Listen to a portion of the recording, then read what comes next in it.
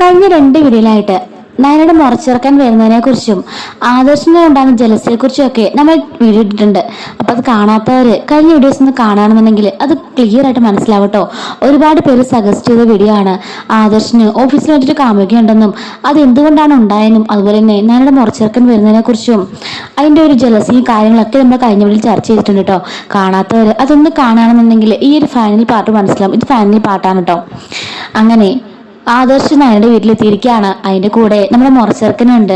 മുറച്ചെറുക്കൻ മനഃപൂർവ്വം തന്നെ ആദർശിന് ഒരു ക്ലാഷ് ഉണ്ടാക്കാൻ വേണ്ടിയിട്ട് നയനയായിട്ട് കൂടുതൽ അടുത്തിടപെടുന്ന പോലെയൊക്കെ കാണിക്കുന്നുണ്ട് കേട്ടോ. അതൊക്കെ നമ്മുടെ മുത്തശ്ശിയുടെയും നയനയുടെയും മുറച്ചെറുക്കന്റെ പ്ലാനിങ് ആണ്.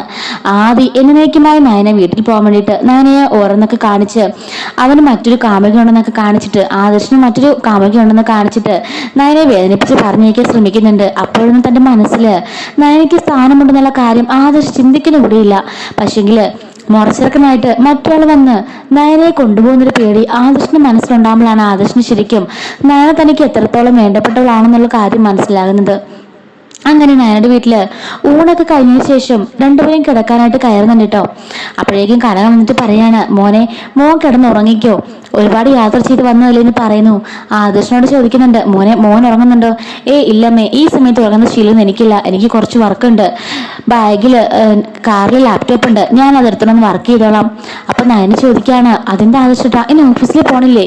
എന്നും അല്ലെങ്കിൽ ഓഫീസിലേക്ക് കുഞ്ഞിത്താൽ വിടണമല്ലോ, ഇന്നെന്താ പോവാത്തെ? അത് ഓഫീസിൽ നിന്ന് മുത്തശ്ശനും അച്ഛനും ചെറിയച്ഛനും ഒക്കെ ഉണ്ട്, അവരൊക്കെ ഓഫീസിലേക്ക് പോയിട്ടുണ്ട്, അതുകൊണ്ട് ഞാനിവിടെ വർക്ക് ചെയ്തോളാം.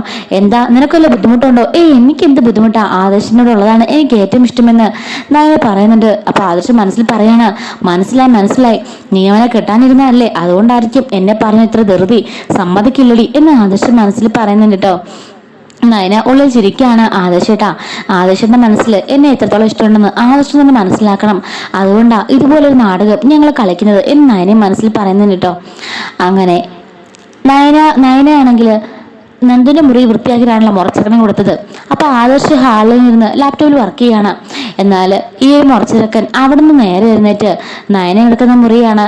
നയന നവ്യയുടെ മുറിയിലാണല്ലോ നയനയ്ക്കും ആദർശമായിട്ട് ബെഡെല്ലാം വിരിച്ചത്. അങ്ങോട്ടേക്ക് ഉച്ചമയക്കത്തിലായിട്ട് നയന കയറുമ്പോഴേക്കും ആ മുറച്ചിറക്കൻ ആ മുറിയിൽ നിന്ന് എഴുന്നേറ്റ് നയന അടുത്തേക്ക് പോവാണ്. ഇത് കണ്ട് ആദർശം പെട്ടെന്ന് ലാപ്ടോപ്പ് എടുത്ത് അടച്ചു വെച്ചിട്ട് പെട്ടെന്ന് തന്നെ അവനെ ഫോളോ ചെയ്ത് പുറകെ പോകുന്നു കേട്ടോ. അങ്ങനെ അവൻ അകത്തേക്ക് കയറേണ്ട നയനാന്ന് വിളിച്ചുകൊണ്ട് അകത്തേക്ക് കയറുകയാണ്. ആഹാ, ഏട്ടൻ ഉറങ്ങിയില്ലേ? എന്താ ഏട്ടൻ ഇങ്ങോട്ടേക്ക് വന്നത്?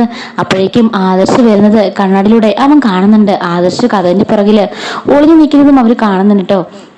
എന്നിട്ട് അയാളെ പറയാണ്, നയന നീ എന്തിനാ അതുപോലെ ഒരാളെ വിവാഹം കഴിച്ചത്? നിനക്ക് അന്ന് തന്നെ വിവാഹം കഴിക്കില്ല എന്ന് പറഞ്ഞിടായിരുന്നോ?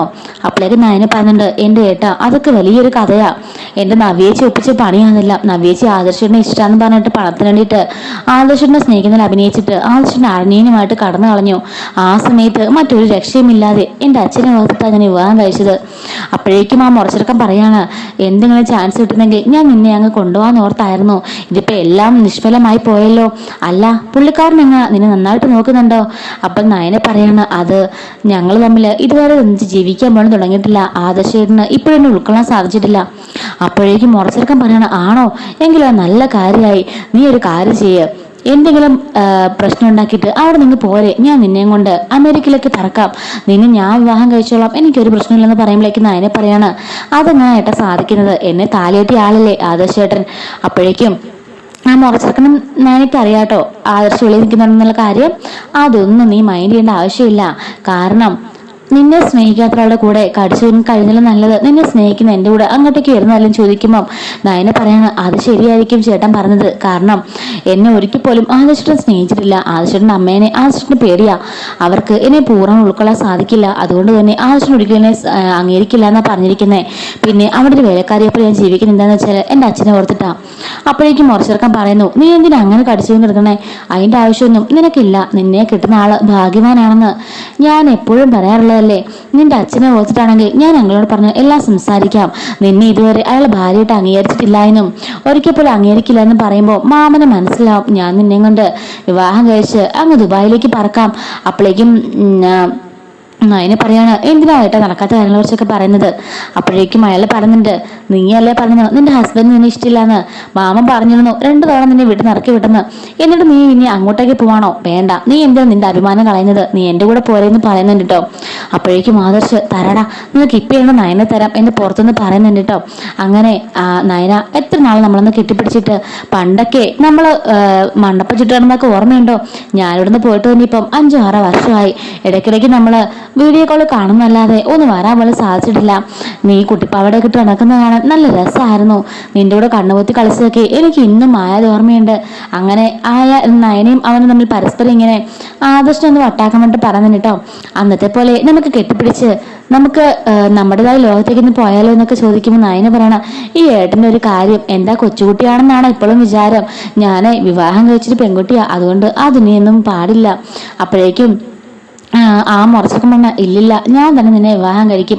ആദർശനോട് പോകാൻ പറ, അവന് കാശുണ്ടെന്നേ ഉള്ളൂ, അവന്റെ ബോഡി കണ്ടില്ലേ പളാന്നായിരിക്കുന്നേ എന്നൊക്കെ പറയുന്നുണ്ട് കേട്ടോ.